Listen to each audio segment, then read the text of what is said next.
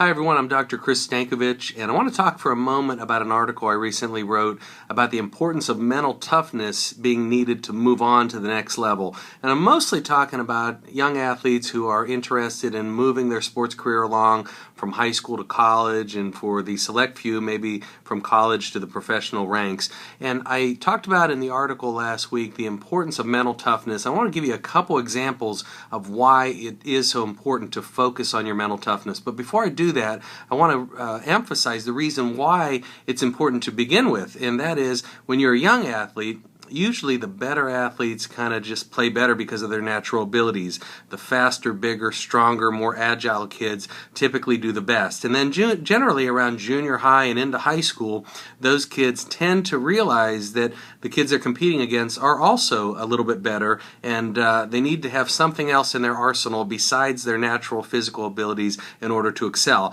And so that's where you see this mental toughness kick in at that point. And I want to give you two examples of difference makers.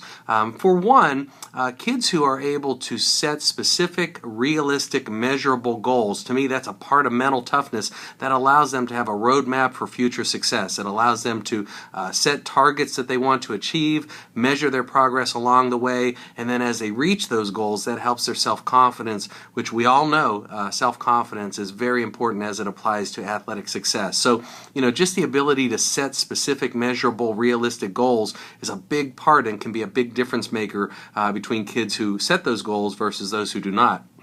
A second part of mental toughness, and of course there are many more, but for the purposes of this video I want to talk about one more, and that is resiliency. I hear it all the time about athletes play really well until the first problem occurs or the first error or mistake happens. And that's really true with kids. And so for a lot of kids who are good early on in their careers, they really haven't had to face much adversity before. They're typically the best kid out there, and a lot of times they're part of winning teams, so they have never really had to bounce back from adversity.